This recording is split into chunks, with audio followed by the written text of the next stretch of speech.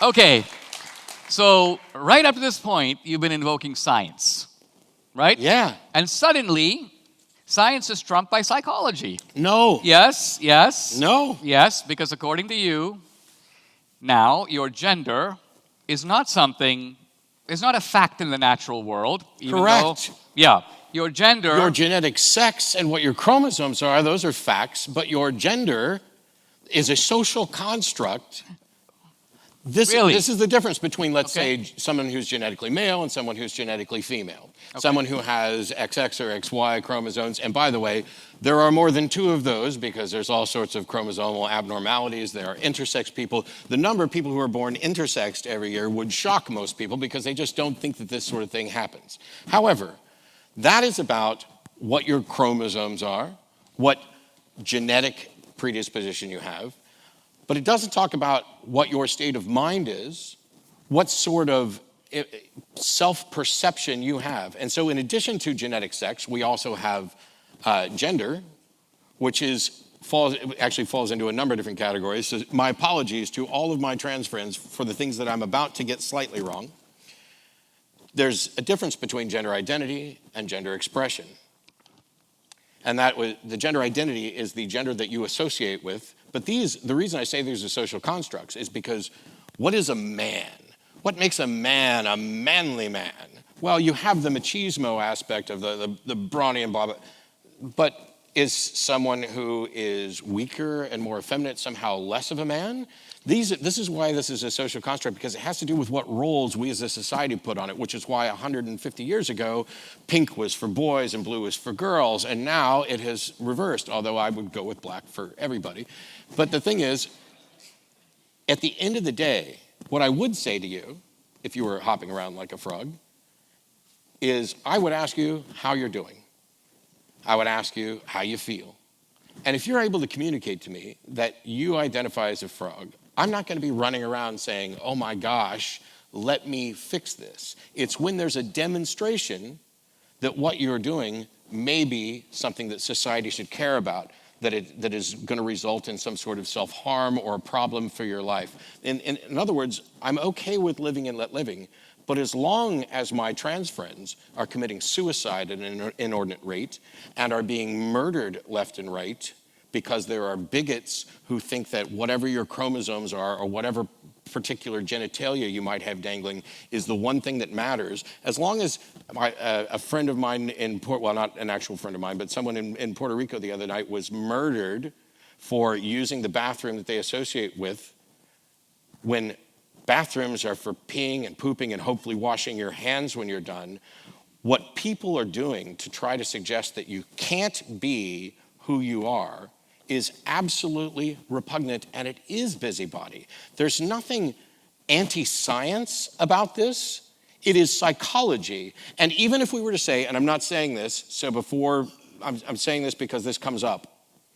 Even if you were to say, this is all gender dysphoria and it's mental illness and these people aren't what they think they are, what science has to say so far, based on what we've explored and discovered within these individuals, is that being supportive, encouraging, and allowing them to transition is the single best path to them living the life they want to live and surviving. And until that changes, I will absolutely support what the data show is the best way to encourage trans people.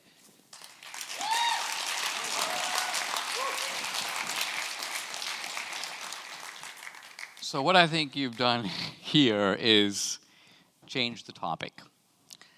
The topic was... I'm pretty sure you said trans before I did. I did, but I did by analogy. The point I was trying to make was, is there such a thing as male and female, right? Really? Is that the point you were trying to make? Because it was, because we got to this from somewhere else. What you did was you took the category of male, which actually is a scientific category. It's like life is a scientific category. I made a distinction between male, female, and man, woman. Right, and then what you did is you introduced a new concept, which I wasn't introducing, of manliness.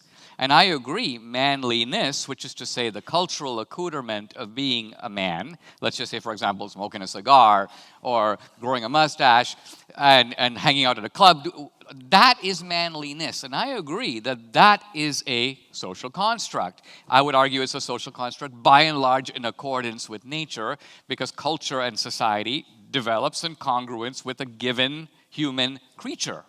Okay, so nobody's suggesting that the roles don't have a historical perspective. I mean, not historical, biological. Well, sure. Gender is not an historical concept; it's a biological concept. When I say historical, I was not denying biology.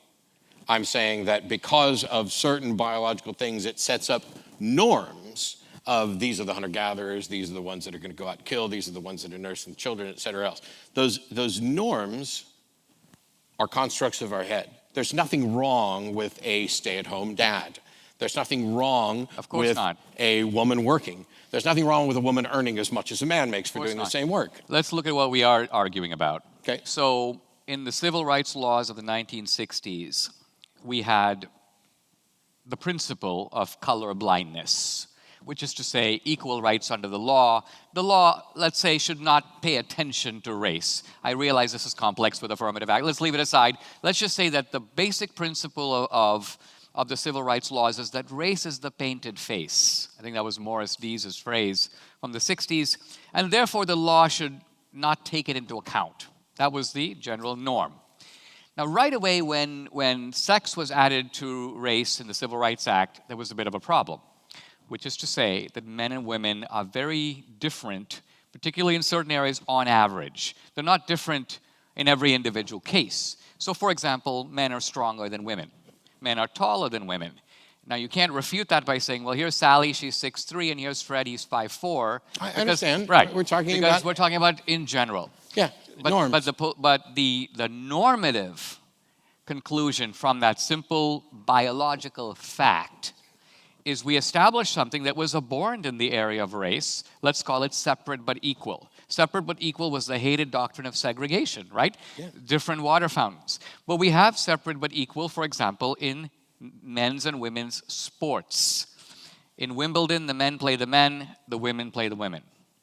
We did that because we recognize that gender is not the same as race. Gender is not the painted face. Men are in fact stronger than women, and they can hit the ball harder on the tennis court, and therefore Martina Navratilova gets to play Chris Evert, and Pete Sampras gets to play Andre Agassi. So our laws, our norms, are based upon this biological, irreducible fact. The norms are a social construct, but they're a social construct, you may say, in obedience to biology. Now, what you're saying is, I take it, that Pete Sampras, or take it, Pete Sampras can say, well, I came in, I was the runner-up in Wimbledon. Next year, I'm going to enter the women's division because I identify as a woman. Because after all, hold on, gender is a social construct. This is ridiculous? This is going on all over the country right now. Your example is ridiculous. Why is it ridiculous? First of all, it's sports, and sports ball is ridiculous. But what? No, I'm sorry. That was a joke for somebody else. Okay. My sincere apologies, because I should be.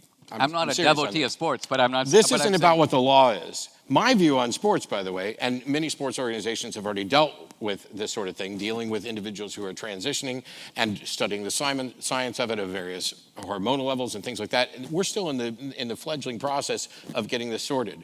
I think that there shouldn't be any gender restrictions on something. If somebody, we should just have, these are the categories, like a tier A, tier B, tier C, tier D, and you compete at whatever level you can compete at. That way, people who are, whether they're women, men, or neither, whether they're, whatever their identity is, they compete at this level. I am a big fan, I play a lot of pool and snooker. And the fact of the matter is, if you look at the statistics over history, generally speaking, in that particular discipline, women can't compete as well as the men. That's just what the data show from the past. However, there should be no reason why anyone, whether they are a woman under your criteria or a woman under their own, shouldn't be able to compete against anybody else they want if they can play at that level. And so I don't care for gender divisions along sports. I think sports, because it's a physical test, should be divided up on physical characteristics, irrespective of what gender somebody identifies with or expresses with. To go to the sports thing, the reason I say it's ridiculous is, yeah, we're working out these things, but the world doesn't turn, well, all right, sports makes a lot of money, no denying that. We're talking about the law and how it treats people, and we're also talking about human beings and how we treat people. Right. So if you saw me walk into a women's bathroom, what would your reaction be? It's clearly, we're at a restaurant, it's marked women's, and I walk in. What's your take on that? Well, I don't know what my take on it. I can give you my wife's take on it.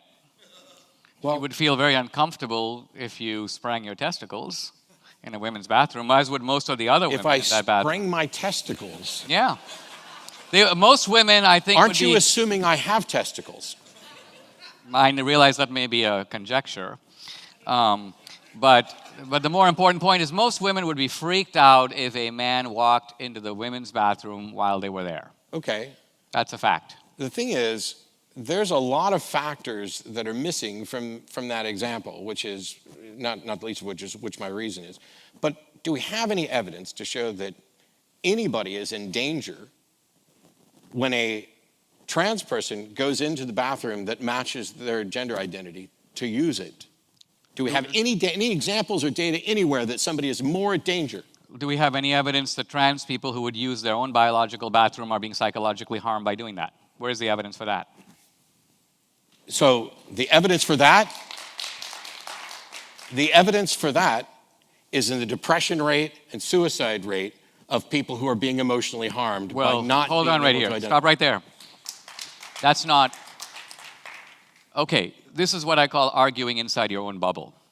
Inside your own bubble, somebody who is biologically male but thinks they're female, right, are not having any kind of inner clash, no inner trauma between physical and psychological realities, let's call them. They are not depressed or traumatized by the very fact that their own body does not agree with them, right? Rather, they're just traumatized by the fact that they have to go into a men's bathroom. I would argue that if there are higher rates of depression suffered by trans people, a lot of it might have to do with being trans, not being in that particular No, a lot of it restroom. might have to do. So I asked for You need example. studies No, that separate those I two want things. examples of who's in danger when somebody uses the bathroom associated with their gender, because forcing them to use the other bathroom. And you know when a trans woman walks into a woman's bathroom, you know who's in danger? The trans woman. They're the ones that are being killed. They're the one in Puerto Rico that was shot just the other day for going into that bathroom. They're the ones that are in danger for doing that from bigots. Well, I don't want to go down this road only because... How many? Only because... No. Well, what's to stop me? Whether I identify as a woman, first of all, if I was dressed as a woman, you wouldn't even know. What, you don't know what my junk is if I go in and open the door and sit down and use it? You don't have no idea. And it shouldn't be anybody's business what's in my pants or what I'm wearing. Well, quite honestly, if what you say is true, we can remove gender from the bathrooms entirely. If what you say is true that people don't know, you wouldn't even need laws, because this is sort of like saying... The laws don't do anything to help. There's nothing stopping me from walking into a woman's bathroom and assaulting someone. But see, I think what you're missing here is this. Usually when you see a fence, in this case the fence is the distinction between men's and women's bathrooms, right? And maybe we're overplaying this topic, but what I'm getting at is, if you want to take a fence down, always ask, why was that fence put up in the first place? Who did it and why? Not if it's my property. I don't care why they put a fence up. Fair enough. But the point I'm making here is that we have men's and women's public bathrooms for a reason. And the reason, by and large, is, I would say, mostly for the protection of women. It's not that men... Yeah, trans women are women. Okay, but I'm not... Look, what I'm getting at is the sexual... We could have 21 types of bathrooms for 21 genders. We don't. could just have one. As you can all pee next to me. I don't care. Yeah. So what you're basically saying is that the distinctions that we make between men and women in our society are culturally, according to you, arbitrary. According to you, for example, take tennis. I'm just using sports because we're familiar with it. That's okay. You say people should play at their own level, and therefore, if the top 100 tennis players are all men, that's the way it is. Doesn't bother you the slightest. Basically, the conclusion is men are better than women in tennis. Although what we would say is maybe the top 100 tennis players all have this particular chromosomal makeup, whether they identify as men or women. Yes, I see where you're going. Okay.